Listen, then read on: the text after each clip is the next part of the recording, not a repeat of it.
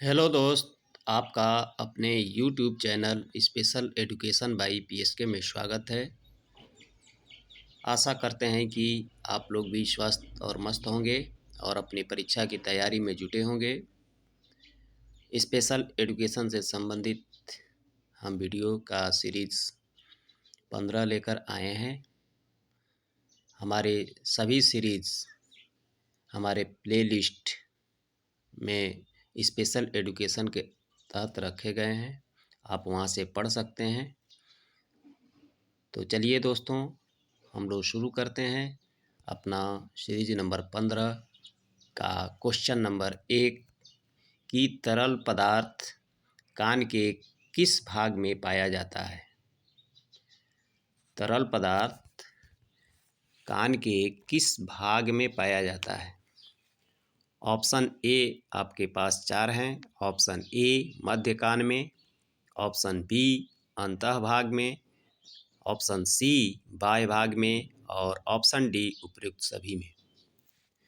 तो इसका right answer क्या हो जाएगा? तो इसका राइट आंसर होगा ऑप्शन बी अंतः भाग में, यानी इनर ईयर में आपका तरल पदार्थ पाया जाता है। चलिए क्वेश्चन नंबर 2 देखते हैं हम लोग। आपके सामने है कि सही, गलत, उचित, अनुचित व्यवहार आदि का अध्ययन दर्शन की किस शाखा के अंतर्गत किया जाता है। आपके पास 4 ऑप्शन हैं। ऑप्शन ए ज्ञान मीमांसा, बी आचार मीमांसा, सी तत्व मीमांसा और ऑप्शन डी है उपयुक्त सभी में। इसका राइट आंसर आपका क्या हो जाएगा? इसका राइट आंसर हो जाएगा आपका ऑप्शन बी आचार मीमांसा। चलिए अगला क्वेश्चन हम लोग देखते हैं। क्वेश्चन नंबर 3, सर्व शिक्षा अभियान के लिए जिला स्तर पर कौन सा पद होता है। ऑप्शन ए आपके पास है DEEO, ऑप्शन बी जिला कलेक्टर, ऑप्शन सी DEO और ऑप्शन डी है BEEO। तो इसका राइट आंसर क्या हो जाएगा? तो इसका राइट आंसर आपका हो जाएगा option A DEEO, district elementary education officer, ये हो जाएगा। चलिए क्वेश्चन नंबर 4, EIP है। EIP, IEP नहीं, एक IEP होता है, तो वो नहीं है, ये EIP है। EIP है क्या है? Early individual plan. Option B है इस्टेब्लिश्ड ऑफ इंटरवेंशन प्रोग्राम और ऑप्शन सी है अर्ली इंक्लूसिव प्रोसीजर और ऑप्शन डी है अर्ली इंटरवेंशन प्रोग्राम। तो इसका राइट आंसर क्या हो जाएगा? इसका राइट आंसर आपका ऑप्शन डी हो जाएगा अर्ली इंटरवेंशन प्रोग्राम। चलिए क्वेश्चन नंबर आपका 5 है आपके सामने कि सर्व शिक्षा अभियान में शिक्षक छात्र अनुपात कितना माना गया है। सर्व शिक्षा अभियान के तहत शिक्षक छात्र अनुपात, शिक्षक छात्र, तो ऑप्शन आपके पास 4 है। तो ऑप्शन ए है 1:8, ऑप्शन बी है 40:1, ऑप्शन सी है 1:40 और ऑप्शन डी है 60:1। तो इसका राइट आंसर क्या हो जाएगा? इसका राइट आंसर हो जाएगा ऑप्शन सी, यानी सर्व शिक्षा अभियान में 1:40 शिक्षक छात्र अनुपात होना है, यह बताया गया है। अगर यहीं पर छात्र शिक्षक अनुपात अगर पूछ दिया जाएगा, सात शिक्षक अनुपात, तो इसका उल्टा हो जाएगा। ये 40 संबंध कितना हो जाएगा? 40 संबंध हो जाएगा 1। तो कंफ्यूज नहीं होना है। चलिए प्रश्न किसी भी तरह से पूछ सकता है, कोई इसका सिलेबस नहीं है स्पेशल एजुकेशन का। चलिए क्वेश्चन नंबर 6, निम्नलिखित में से कौन सा भिन्न है? निम्नलिखित में से कौन सा भिन्न है? भिन्न माने अलग है।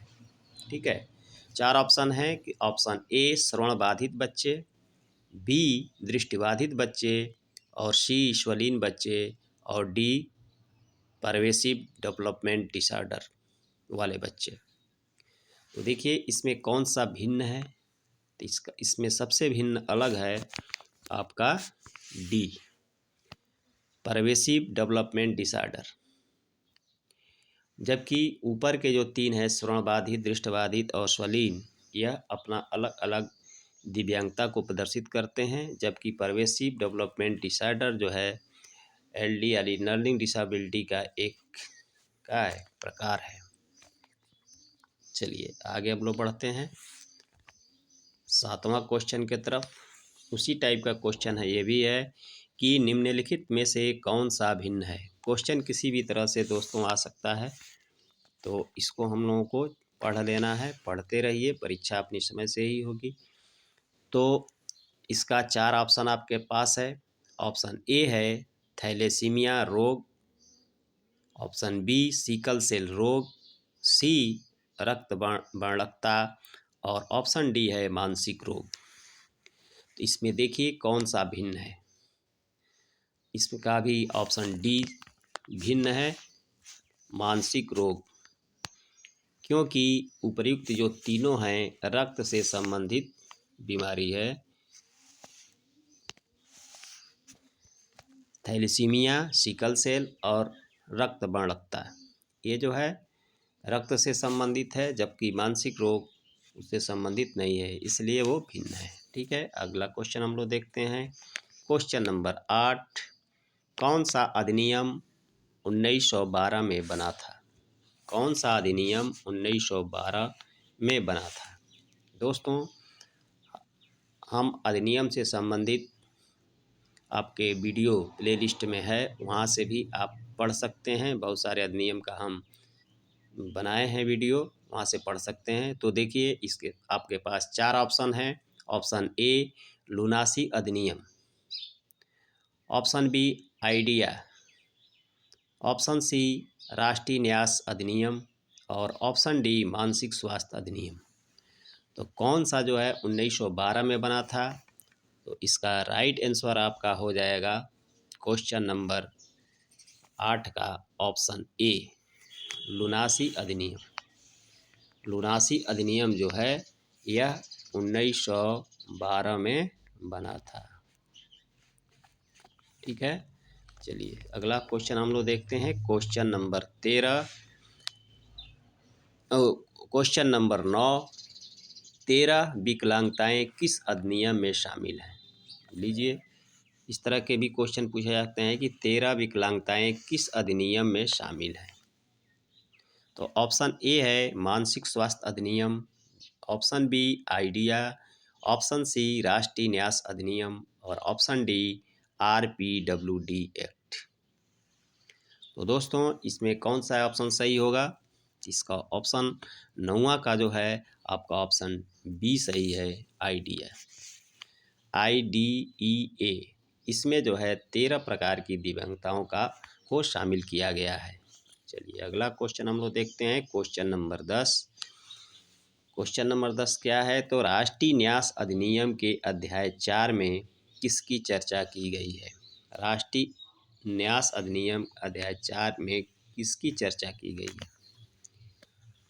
दोस्तों राष्ट्रीय न्यास अधिनियम पर हम एक विस्तार पूर्वक हम वीडियो बनाकर डालने वाले हैं, तो दोस्तों देखते रहिए। तो देखिए राष्ट्रीय न्यास अधिनियम के अध्याय 4 में किसकी चर्चा की गई? 4 ऑप्शन है। तो ऑप्शन ए है स्थानीय स्तर समिति, ऑप्शन बी बोर्ड की शक्तियां और कर्तव्य, सी जवाबदेही और निगरानी, और ऑप्शन डी है वित्त लेखा और लेखा परीक्षा। तो इसका राइट आंसर आपका हो जाएगा ऑप्शन बी, बोर्ड की शक्तियां और कर्तव्य जो है अध्याय 4 में जो है एनटी जो अधिनियम है उसके अध्याय 4 में इसका वर्णन किया गया है।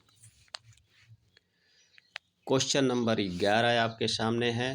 तो बालकों के लिए विद्यालय भवन में दीवार पर बने चित्र देखकर सिखाने का प्रयास के लिए कौन सी योजना है? कौन सी योजना है? आपके पास 4 ऑप्शन है। तो ऑप्शन ए है लाहौल,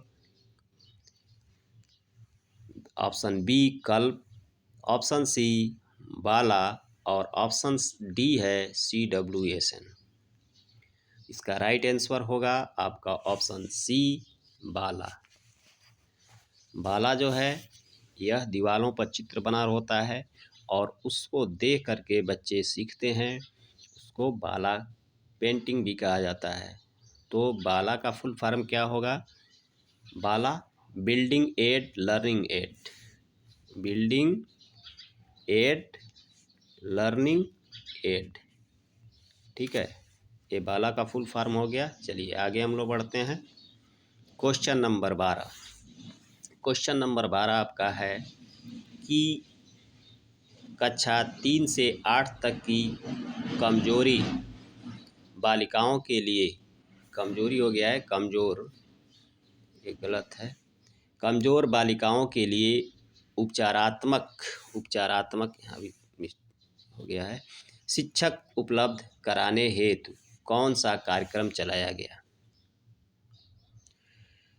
कक्षा 3 से 8 तक की कमजोर बालिकाओं के लिए उपचारात्मक शिक्षण उपलब्ध कराने हेतु कौन सा कार्यक्रम चलाया गया? ऑप्शन ए है लाहौल, ऑप्शन बी NPEGEL और ऑप्शन सी है बाला और ऑप्शन डी है CWSN।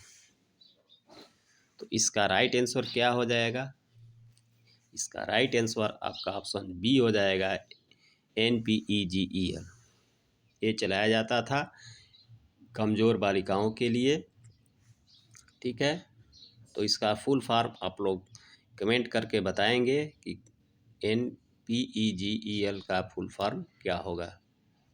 चलिए अगला हम लोग क्वेश्चन देखते हैं। क्वेश्चन नंबर 13 कि एक बच्चा कूदने, साइकिल चलाने और दौड़ने में असमर्थ है, वह किस शिक्षण अक्षमता से पीड़ित है?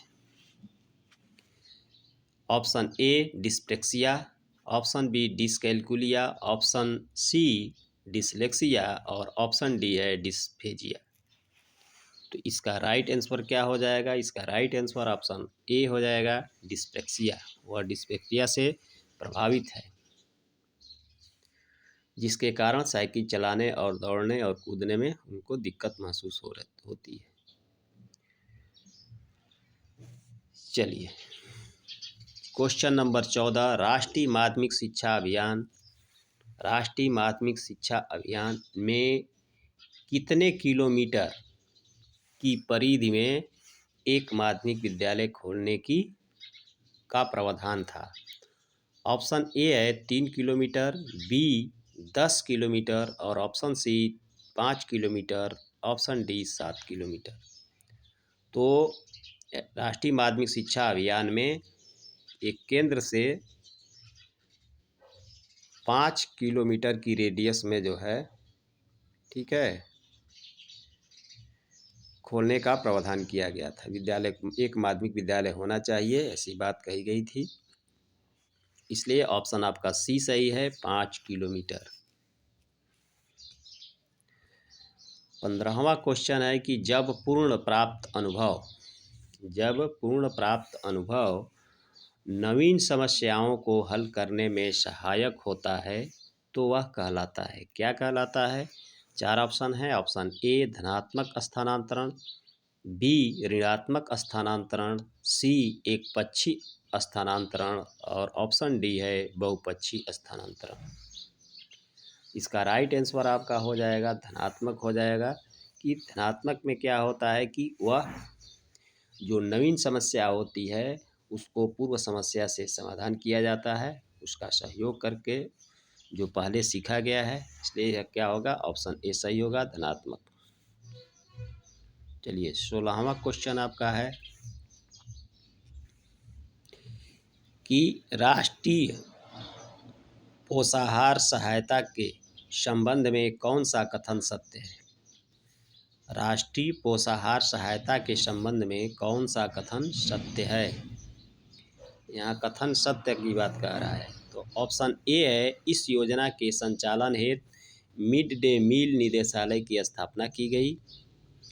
यह कार्यक्रम 15 अगस्त 1995 को शुरू किया गया। और ऑप्शन सी है, भोजन पकाने का कार्य विद्यालय में स्थित रसोई घर अथवा केंद्रीय रसोई घर के माध्यम से किया जाता है। और ऑप्शन डी है, उपरोक्त सभी सत्य हैं। तो इसका राइट आंसर क्या हो जाएगा? ऑप्शन डी हो जाएगा, उपरोक्त सभी सत्य हैं।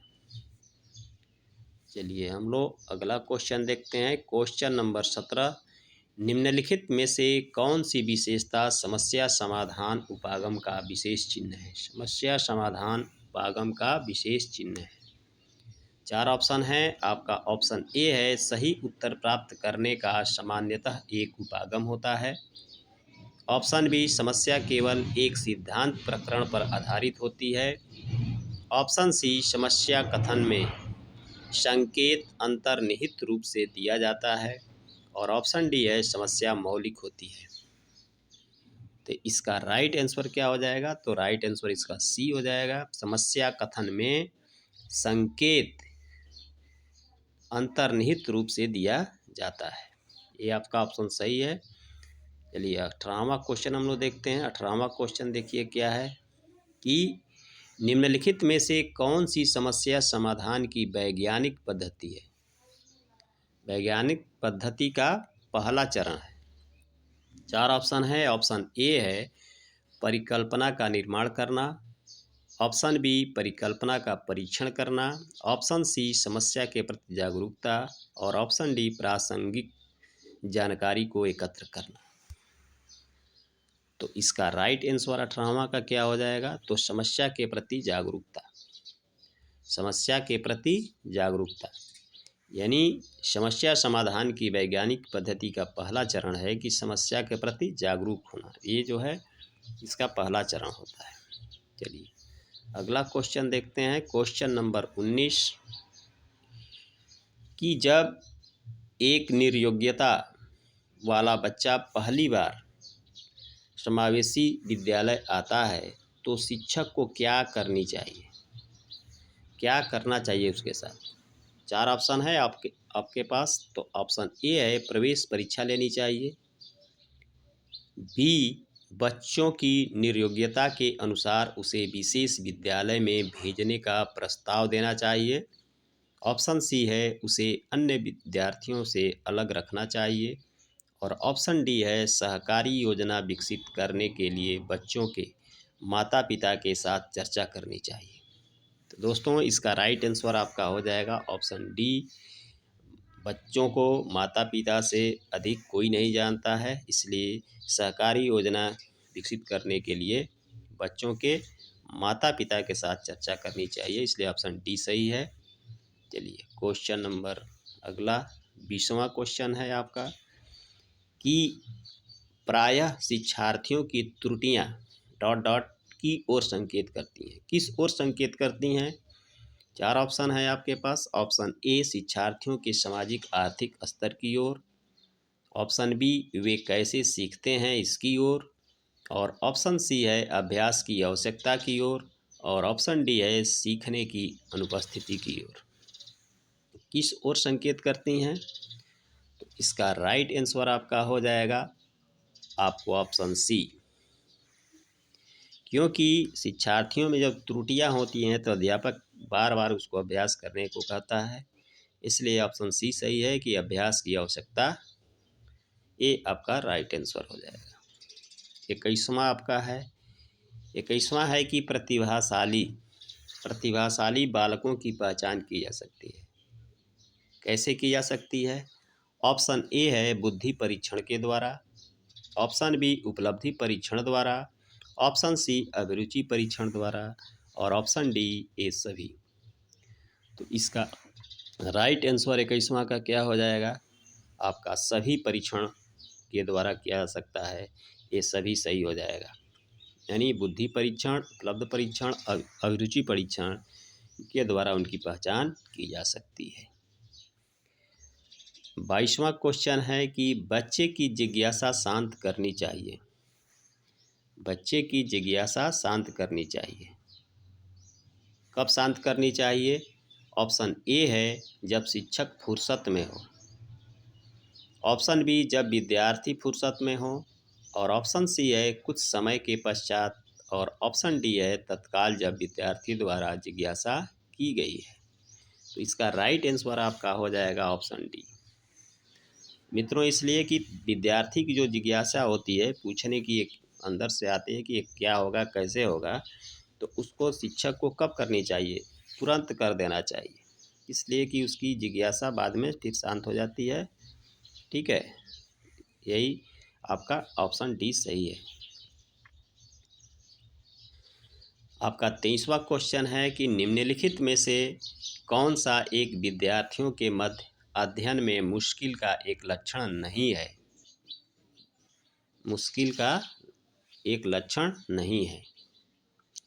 तो ऑप्शन ए है अक्षर और शब्दों को पहचानने में परेशानी, ऑप्शन बी पढ़ने की गति और लयबद्धता में परेशानी, ऑप्शन सी शब्द और विचारों को समझने में परेशानी, और ऑप्शन डी है शब्द नियमितता। तो इसका राइट आंसर आपका हो जाएगा ऑप्शन सी, शब्द और विचारों को समझने में परेशानी। यह जो है एक लक्षण नहीं है अध्ययन की। आपका क्वेश्चन नंबर 24 आपके सामने है। तो प्रतिभाशाली बच्चों के संदर्भ में संवर्धन, एसेलरेशन का अर्थ है, क्या अर्थ है? 4 ऑप्शन है आपके पास। तो ऑप्शन ए ऐसे विद्यार्थियों को वर्तमान स्तर या ग्रेड में प्रोन्नति करना, ऑप्शन बी आकलन की परीक्षा का संवर्धन करना, ऑप्शन सी शैक्षणिक गतिविधियों के संपादन में संवर्धन करना, और ऑप्शन डी है सह शैक्षिक गतिविधियों के संपादन की गति को बढ़ाना।